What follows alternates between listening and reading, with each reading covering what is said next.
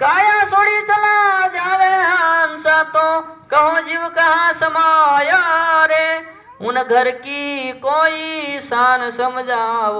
आदिથી આપણા જીવનું ઘર ક્યાં હતું? આપણી પાસે માનવ દેહ નતો, મનુષ્ય તન નતો, તો આદિથી આપણું જીવ આ જીવ બ્રહ્મપદ ઘર હતું. તો આ રચના ક્યારે થઈ, શું માટે થઈ, મનુષ્ય દેહ શું માટે મળ્યો? આ બ્રહ્મા વિષ્ણુ મહાદેવ કોઈ નતા, તો એમની ઉત્પત્તિ શું માટે થઈ છે?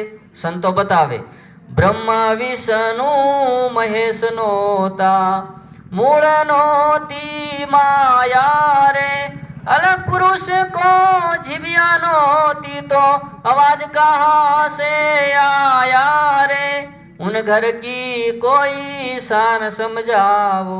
શું બતાવ્યું સંતોએ? કે બ્રહ્મા વિષ્ણુ મહેશ આ કોઈ નતું, મૂળ નહોતી માયા, અલગ પુરુષ કો જીવ્યા નહોતી તો અવાજ કહાં સે આયા. પરમાત્માનું કોઈ રૂપ નતું, દેહ નતો, પણ પરમાત્માના દેશથી આકાશવાણી થઈ કે હે શક્તિ, પ્રથમ પહેલા ધરતી માથે તમારી ઉત્પત્તિ છે, તો આ જીવને સુખ નથી, દુઃખ નથી, માં શુક્લીની ચાના છે, બેઠો છે અમરલોકની બોર્ડરમાં, પણ આ જીવની હારે મન પાંચ આત્મા આ માયા હોવાના કારણે દેશમાં નથી આવી શકતો, મહાસુખના દેશમાં. એટલા માટે તમે મનુષ્ય લોક બનાવો, મનુષ્ય દેહ મળશે, ભજન કરશે, કોરોબર બનશે, તો પરમાત્માના દેશમાં એ મહાસુખી બની જશે. તો શક્તિએ પુરુષનું ચિંતન કર્યું, તો બ્રહ્મજલમાંથી ઈંડું નીકળ્યું, ઈંડામાંથી વિષ્ણુની ઉત્પત્તિ, વિષ્ણુનામાંથી કમળ, કમળમાં બ્રહ્માની ઉત્પત્તિ, અને બ્રહ્માની ભૃગુટીમાંથી મહાદેવ કહેતા શંભુની ઉત્પત્તિ. પછી ચારેય જણા આવી રીતે માય સૃષ્ટિ બનાવી. પછી એક એક જીવને લાવીને રાખી દીધા ધરતી માથે. ક્યાં કણે? આ ધરતી માથે. તો જ્યારે જ્યારે આપણને આ મનુષ્ય દેહ મળતો, તો બ્રહ્મ સ્થિતિમાં આવતા આપણને કોઈ કર્મ પણ નતા લાગતા, અને પાંચ તત્વથી આપણો મનુષ્ય દેહ બનતો. આકાશ, વાયુ, અગ્નિ, જળ, પૃથ્વીથી અત્યારે પાંચ તત્વનો જ બનેલો છે. પણ શરૂમાં જ્યારે આવતા ત્યારે કુદરત કલાથી આપણું શરીર બનતું, માના ગર્ભમાં જન્મ લઈને આવતા નતા. તો અહીંયા આવતા આપણને મનોમન ખબર પડી જતી. શું ખબર પડી જતી? કે ક્યારેક મારી માથે ભયંકર કાળના દુઃખ પડશે, જન્મ મરણના દુઃખ પડશે, 84ના દુઃખ પડશે, અગત્યના દુઃખ પડશે. એટલે આપણી આ રહેતું પરમાત્માનું જ્ઞાન ધ્યાન. આ ધરતી માથે આવતા આપણને ડર લાગી જતો, એવો ભયંકર કાળનો ડર. એટલે આપણે આ રહેતું પરમાત્માનું જ્ઞાન ધ્યાન. તો એ પાછા આપણે વી ગયા ધ્યાન કરીને, જ્યાં ત્યાં પાછા વી ગયા. હવે બ્રહ્મા, વિષ્ણુ, મહાદેવ અને શક્તિએ વિચાર કર્યો કે હાલો આપણે ઘણી બધી કુદરત કલાથી મનુષ્યની ઉત્પત્તિ કરી છે, જોવી તો ખરા કેટલાક વૈસા છે મનુષ્ય.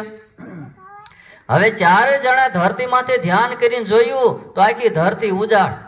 અરે રે, કે મનુષ્યનું થયું શું? આને કોઈ જનાવર ખાઈ ગયા, કે અલોપ થઈ ગયા, કે ક્યાંય ઉડી ગયા? આપણે રચના તો ઘણી બધી કરી, મનુષ્ય તો ઘણા બધા વસાવ્યા હતા, પણ થયું શું આ જીવનું? હવે ચારે જણા ધ્યાન કરીને જોયું, તો કે આ જીવને હારે તો કે બ્રહ્મ ધ્યાન છે, અને બ્રહ્મ ધ્યાન કરીને આદિ ઘરે વિયો જાય છે. પણ બ્રહ્મા વિષ્ણુ મહાદેવ ખરી રીતે જાણતા કે કોરો બ્રહ્મ નથી, આ જીવને હારે તો મન પાંચ આત્મા એ માયા છે. આ મનને પાંચ આત્માને સુખ ગમે એવા આપણે બતાવી, તો એ સુખ લેતા લેતા એને જીવનું બ્રહ્મ ધ્યાન ભૂલે જાય છે. તો પાછી રચના કરવા લાગ્યા, મનુષ્ય દેહ આપવા લાગ્યા એક એક જીવને. તો પહેલા બ્રહ્મા ઉભા થયા આપણા જીવનું બ્રહ્મ ધ્યાન ભૂલવા માટે. તો બ્રહ્માએ 4 વેદ બનાવ્યા.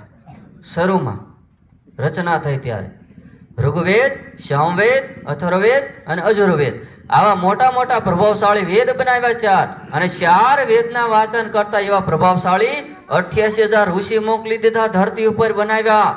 અને એ ઋષિ મુનિ આપણને મંત્ર તંત્ર શીખડાવવા લાગ્યા કે તમે એવા મંત્ર બોલો તો આકાશમાનમાં ઉડો, તમે એવા મંત્ર બોલો તો 2 હાથ ન કરી 4 હાથ કરી બતાવે, તમે એવા મંત્ર બોલો પાણી નાખો તો અગ્નિ પ્રગટ થાય, તો આપણને લાગે પરસા અને ચમત્કાર, તરત આપણે નમસ્કાર કરવા લાગી જાય, આપણા જીવ આંખણે અટકી જાય. પણ બ્રહ્મા અસફળ થયા અને પાછા આદિ ઘરે વી ગયા. પછી વિષ્ણુ ઉભા થયા.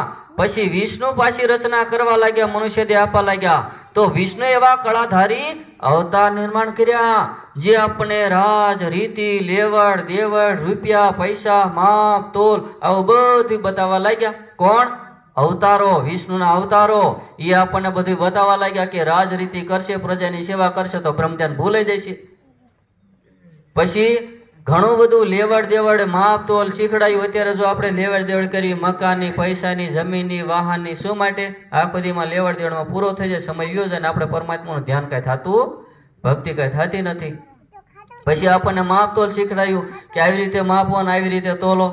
જો સામાન્ય આપણે બકાલો લેવા જાવી અને બકાલો જોખે તો આપણી કે નજર ક્યાં હોય? કાંટે જ હોય ને, કે બરાબર જોખે છે ને ઓછું ન જોખતા ને. જો ઓછું જોખે તો આપણે ઝઘડવા લાગી.